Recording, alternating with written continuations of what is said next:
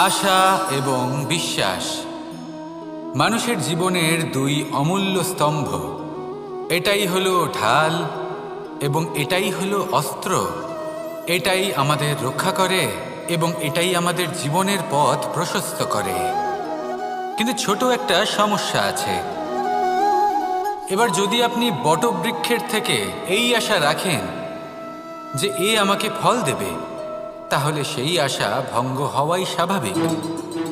আর যদি আপনি বিশ্বাস করেন যে খেজুর গাছ আপনাকে ছায়া প্রদান করবে, তাহলে সেই বিশ্বাসও অবশ্যই ভঙ্গ হবে।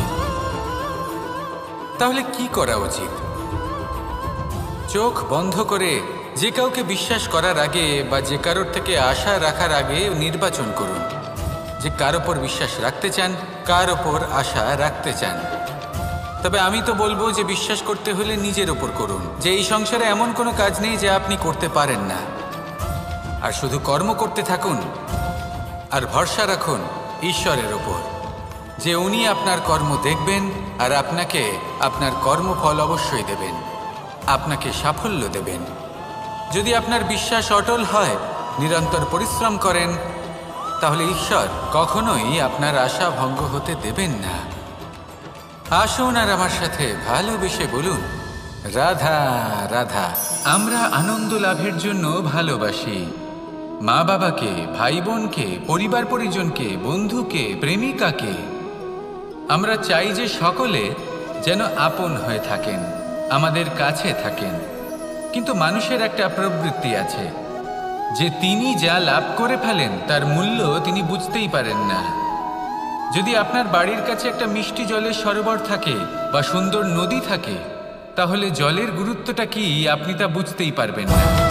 সেইখানে আপনি যদি কোনো একটা মরুভূমিতে যান, আপনি অনুভব করতে পারবেন যে এক একটা ফোঁটা জলের কি গুরুত্ব, তার মূল্য কি।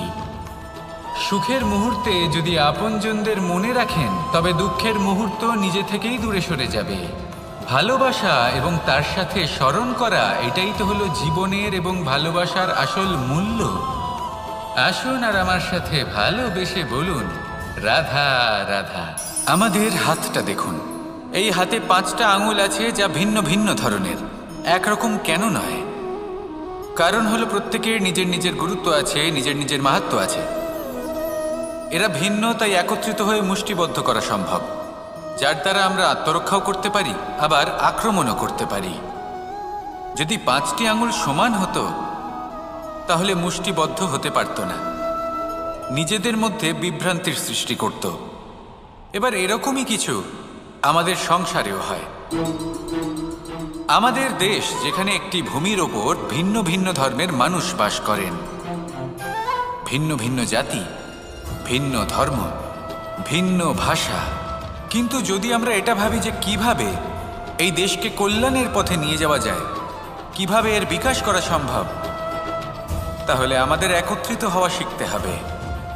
যেইভাবে 5টা আঙুল একত্রিত হয়, মুষ্টিবদ্ধ হয়, সেইভাবেই আপনার যে ভাষাই হোক, যে ধর্মই হোক, যে জাতি হোক না কেন, ঠিক আছে, আবশ্যক হলো আপনার নিজের কর্মভূমির সাথে, আপনার ধরিত্রীর সাথে যুক্ত থাকা, সাথে থাকা।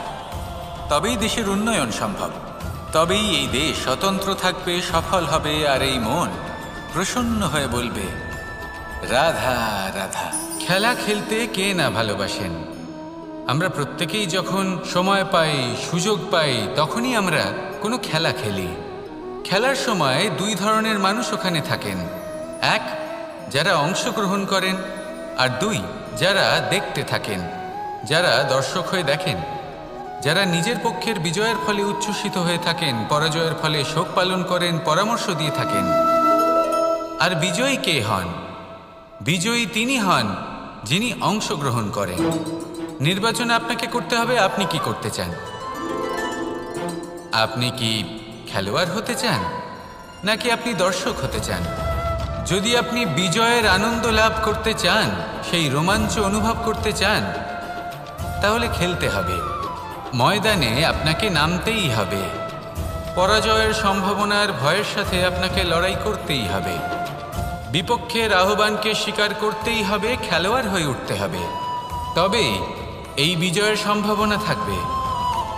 আসলে কি, দর্শক হয়ে পরামর্শ দেওয়া অত্যন্ত সহজ, ময়দানে নেমে অংশগ্রহণ করা অত্যন্ত কঠিন। আর এখানে যেটা সহজ তা আপনাকে বিজয়ের পথে কখনোই নিয়ে যাবে না। আসুন আমার সাথে ভালোবেসে বলুন, রাধা রাধা। এই সংসারে এমন কখনোই হবে না যে আপনি কিছু একটা করলেন কিন্তু তার মূল্য আপনাকে দিতেই হলো না। যে কোনো কাজের জন্য, যে কোনো কর্মের জন্য আপনাকে মূল্য দিতেই হবে। প্রকৃতিও আমাদের এটাই শেখায়। আকাশে দেখুন সূর্যকে, প্রত্যেকদিন আমাদের প্রকাশ প্রদান করেন। এনাকে সূর্যনারায়ণ বলা হয়। ইনি কি মূল্য প্রদান করেন? নিজে জ্বলতে থাকেন।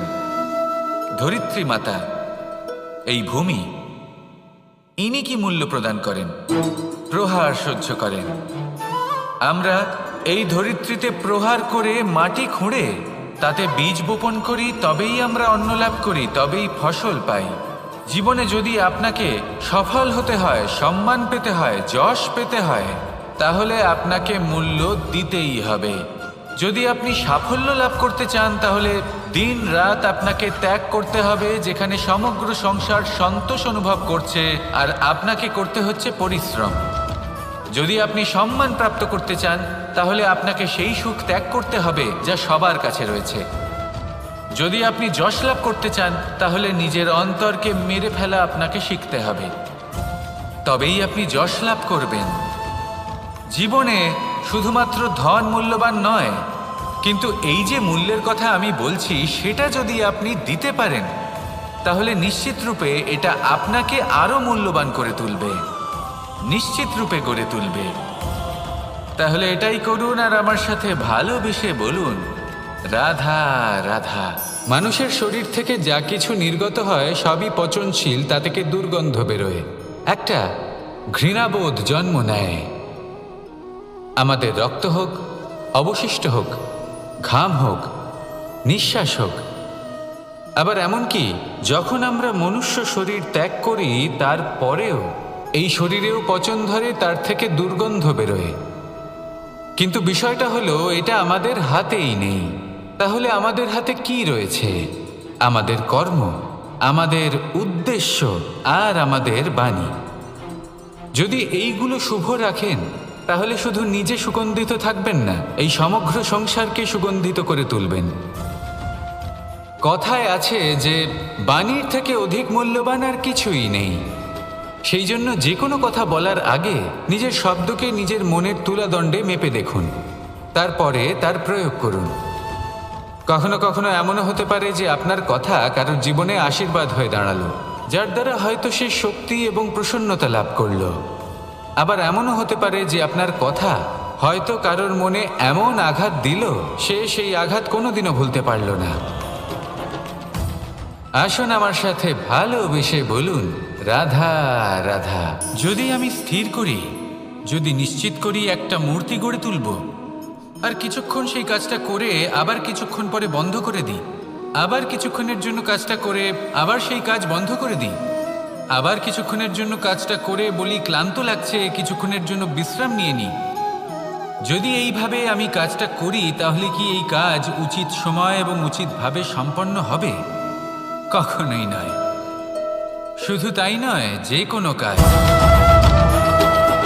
যদি পূর্ণ করতে হয়, উচিতভাবে করতে হয়, উচিত সময়ের মধ্যে করতে হয়, তাহলে প্রয়োজন সততার এবং অখণ্ড প্রচেষ্টার। সততা ছাড়া আপনি যে কাজই করুন না কেন, উচিত সময় তা সম্পূর্ণ হবে না, আর মনোবাঞ্ছিত ফল আপনি কখনোই পাবেন না। তাই যে কাজই আরম্ভ করুন না কেন সততার সাথে এবং অখণ্ড প্রচেষ্টার সাথে করুন, তখনই কর্ম এবং তখনই এই জীবন সফল হবে এবং এই মন প্রসন্ন হয়ে বলবে, রাধা রাধা। কেউ আমাকে মাখন চোর বলেন, কেউ বা আমাকে মুরলী মনোহর বলেন, কেউ আমাকে যুদ্ধবিমুখ বলেন, কেউ বা আমাকে সুদর্শনধারী বলেন, কিন্তু আমি আসলে কে? আসুন, আজ আমি আপনাকে আমার আসল পরিচয় জানাবো। বাড়িতে সুস্বাদু মাখন থাকা সত্ত্বেও গোপীদের কাছে সুমধুর ভালোবাসাপূর্ণ বকুনি খাওয়া যে ভালোবাসে, সেই হলো কৃষ্ণ। আঙুলে সুদর্শন চক্র থাকা সত্ত্বেও যে রথের লাগাম ধরে থাকবে সেই সিদ্ধান্ত নিয়েছে, সেই হলো কৃষ্ণ। দ্বারকার মতো অনন্য রাজমহল থাকা সত্ত্বেও সুদামার মতো সখা যার অত্যন্ত প্রিয়, সেই হলো কৃষ্ণ। যদি আপনার মনে প্রেম থাকে, আপনি প্রেম বিতরণ করেন, সবাইকে ভালোবাসেন এবং ভালোবাসা রক্ষার খাতিরে শস্ত্র হাতে নিতেও আপনি সক্ষম থাকেন, তাহলে আপনি হলেন কৃষ্ণ। আসুন আমার সাথে ভালোবেসে বলুন, রাধা রাধা। ব্যাম, এই শব্দ আমরা সকলে শুনেছি, আর এটা সারা জীবন আমাদের সাথেই থাকে কোনো না কোনো রূপে। যখন আমরা জন্মগ্রহণ করি, চলতে শিখি, প্রথমে আমরা হামাগুড়ি দিয়ে চলি, পরে চলতে চেষ্টা করি কিন্তু পড়ে যাই। তখন আমাদের বাড়ির গুরুজনেরা আমাদের আটকান না, ওনারা মনে করেন এইভাবেই আমাদের সন্তান চলতে শিখবে, এইভাবেই তার পা আরও মজবুত হবে, যা অত্যন্ত গুরুত্বপূর্ণ। এইবার জীবনকালে যতই আমরা এগোতে থাকি, এই ব্যায়াম বিভিন্ন রূপে আমাদের সাথেই থাকে। কিন্তু আপনি কি জানেন যে এই ব্যায়ামের তাৎপর্য আসলে কি? আপনি কি জানেন এই ব্যায়ামের মর্ম আসলে কি? যখনই আমরা এই ব্যায়াম করি, আমাদের শরীরের মাংসপেশি ক্ষয় হয়। প্রথমে তা ক্ষয় হয়, তারপর আবার তা নির্মিত হয়। আরও শ্রেষ্ঠ, আরও শক্তিশালী মাংসপেশি আমরা লাভ করি। অর্থাৎ এই ব্যায়াম হলো সৃজনের বিজ্ঞান। এই ব্যায়াম আমাদের জন্য অত্যন্ত আবশ্যক। সেই জন্য জীবনে যখনই কোনো কিছু নষ্ট হয়ে যায়, চলে যায়, তখন হতাশ হয়ে পড়বেন না, তাকে পুনর্নির্মাণ করার চেষ্টা করবেন। আর এই শিক্ষা আমরা লাভ করি পাখিদের থেকে।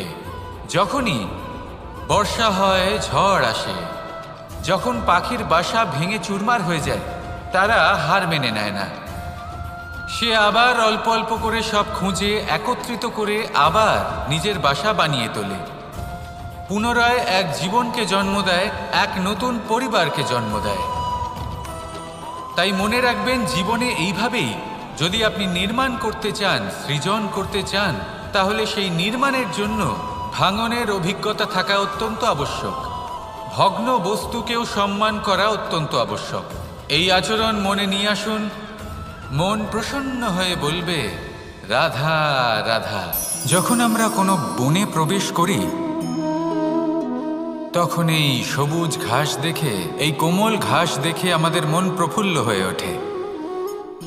ভিন্ন ভিন্ন প্রজাতির ফুল, ভিন্ন ভিন্ন রঙের ফুল দেখে এই মন আনন্দে ভরে ওঠে। এখানে শিশুরা আনন্দ লাভ করে, বড়রা ভোজন গ্রহণ করেন, কথাবার্তা বলেন, হাঁটাহাঁটি করে বেড়ান।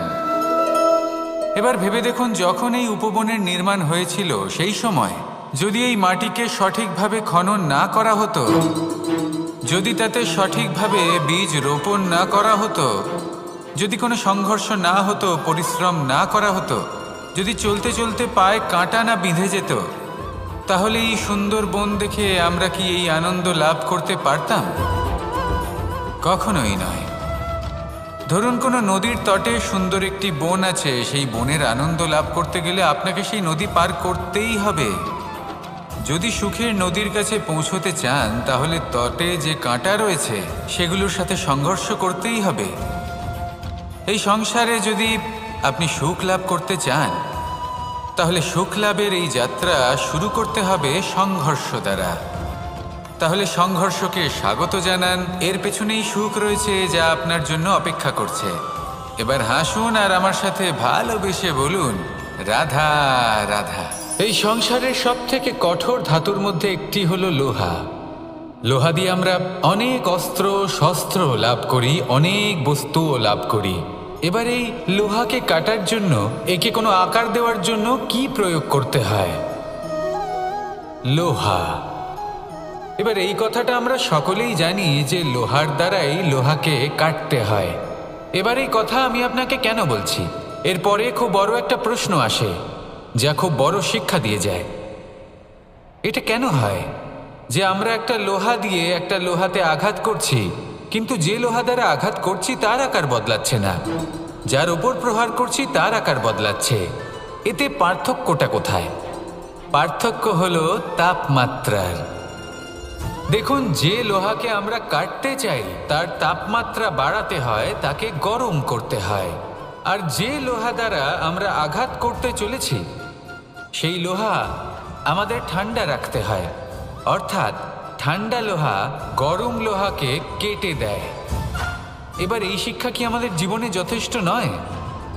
আমাদের জীবনে অনেক সমস্যা আসতে পারে, কিন্তু আমাদের এই বিষয়ে বিশেষ খেয়াল রাখতে হবে যে আমাদের মনকে আমরা যেন ঠান্ডা রাখি, এই মস্তিষ্ককে শান্ত রাখতে হবে। যদি আমরা ক্রোধ বা ঈর্ষার আগুনে জ্বলতে থাকি, বিদ্বেষের আগুনে জ্বলতে থাকি, তাহলে আমরাও সেই লোহার মতোই হয়ে যাব যার তাপমাত্রা অত্যন্ত বেশি। তখন যে কেউ এসে আমাদের বিচ্ছিন্ন করে চলে যাবে। মনে রাখবেন, যিনি যত বেশি স্থির বুদ্ধির অধিকারী, যিনি হলেন সবথেকে বেশি শান্ত, তিনি হলেন সবথেকে বেশি বলশালী। তাহলে শান্ত থাকুন আর আমার সাথে ভালোবেসে বলুন, রাধা রাধা। বড়ই অদ্ভুত ব্যাপার। একটি পাথরের প্রতিমা যখন মন্দিরে স্থাপিত হয় তখন তা আমাদের কাছে ভগবান সম হয়ে দাঁড়ায়। কিন্তু যখন একজন জীবিত মানুষ মন্দিরে গিয়ে থাকেন তখন তার শরীর, মন, আত্মা সেই সব পাথর সম হয়ে দাঁড়ায়। কিন্তু এমনটা আমি ঠিক কেন বললাম ভেবে দেখুন। মানুষ এটা চান যে কোনো পরিস্থিতি, যে কোনো স্থানেই তার বিজয় হোক, কিন্তু এখানে এসে সে পরাজিত হয়। এরকম ঠিক কেন হয়? সমস্ত খেলা হলো ভাবনা চিন্তার, বিচারধারার, দৃষ্টিভঙ্গির, উত্তরদায়িত্বের খেলা। পাষাণের এই প্রতিমা, তার একটি উত্তরদায়িত্ব আছে, আশা ধরে রাখার দায়িত্ব। সেই আশা জানিয়ে মানুষ মন্দিরে আসেন। তেমনি মানুষের একটি উত্তরদায়িত্ব আছে যেটা সে ভুলে যায়। আর সেই উত্তরদায়িত্ব হলো এটা, যে মন্দিরে যে ভগবানকে সে প্রসন্ন করতে যাচ্ছে তাকে সে তখনই খুঁজে পাবে যখন পূর্ণরূপে সে সমর্পিত থাকবে। যদি মনে সমর্পণের ভাব না থাকে তাহলে ভগবান কখনো প্রসন্ন হবেন না। নিজের উত্তরদায়িত্ব বোঝার বদলে মানুষ শুধু একটা অনুষ্ঠান পালন করেন। যেমন ফুলের একটা মালা অর্পণ করেন আর সেই কারণেই তিনি পরাজিত হন। আপনি ফুলের মালা অর্পণ করুন, প্রসাদ অর্পণ করুন, কিন্তু মনের মধ্যে পূর্ণ সমর্পণের ভাব থাকা প্রয়োজনীয়। তবেই আপনি মন্দিরে গিয়েও প্রাণবন্ত হয়ে থাকতে পারবেন, তবেই ঈশ্বরকে প্রসন্ন করতে পারবেন। আসুন আমার সাথে ভালোবেসে বলুন, রাধা রাধা। সময় এবং ধন, একটা যা প্রকৃতি আমাদের দান করেন আর একটা যা আমরা নিজেরা অর্জন করি। কিন্তু যখন হারিয়ে ফেলার প্রসঙ্গ আসে তখন আমরা এই দুই একসাথে হারিয়ে ফেলি। এই সময় যদি আপনি গুনতে থাকেন তাহলে তা এমনিও নষ্ট হয়ে যাবে, কারণ সময় গণনা করতে আপনি যে সময় ব্যতীত করেন তা তো এমনিই নষ্ট হয়ে যায়। এই সময়কে যদি আপনি একত্রিত করার চেষ্টা করেন তাহলে তা সম্ভব হবে না। সময়ের বিষয়ে শুধু একটাই কথা বলবো, আপনি যদি একে ব্যবহার করেন তাহলেই জীবনে বৃদ্ধি হবে। ধনের সাথেও এটাই হয়। কথায় আছে যে এই ধনের দ্বারাই ধন অর্জন করা সম্ভব। যদি আপনি এই ধনের যত্ন নেন এবং একে সামলে রাখেন তাহলে ধন আপনাকে সামলে রাখবে। এবার সময় আমরা প্রচুর পরিমাণে পাই, কিন্তু তার অর্থ এটা নয় যে আমরা তা নষ্ট করি। বাস্তব অর্থে সময় তা অত্যন্ত মূল্যবান। এর সদ্ব্যবহার করা যদি আপনি শিখে যান তবে এই সময়ও আপনাকে অবশ্যই অতি মূল্যবান করে তুলবে। আসুন আর আমার সাথে ভালোবেসে বলুন, রাধা রাধা। জীবনে যখন কোনো ব্যক্তি নিজের লক্ষ্য প্রাপ্তির জন্য নিরন্তর পরিশ্রম করতে থাকেন, চেষ্টা করতে থাকেন, তখন তিনি কষ্ট অনুভব করেন, কখনো শারীরিক কষ্ট, কখনো মানসিক কষ্ট। এবার উনি এটা ভাবতে থাকেন যে আমি কি উচিত করছি নাকি অনুচিত করছি। কারণ অন্যদিকে এমন একজন ব্যক্তিও আছেন যিনি একদমই পরিশ্রম চেষ্টা করছেন না।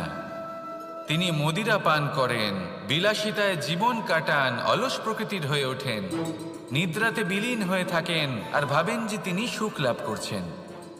কিন্তু এরকম কেন হয়? কারণ যখন আমরা সৎ পথে থাকি, উচিত পথে চলি, লক্ষ্য প্রাপ্ত করার জন্য চেষ্টা করতে থাকি, তখন আমাদের ভেতরে থাকা নেতিবাচক শক্তি এবং পাপ এই দেহকে ত্যাগ করে দেয়। আর এই অনুভূতিটাই আমাদের দুঃখের অনুভূতি দেয়, কষ্ট দেয়।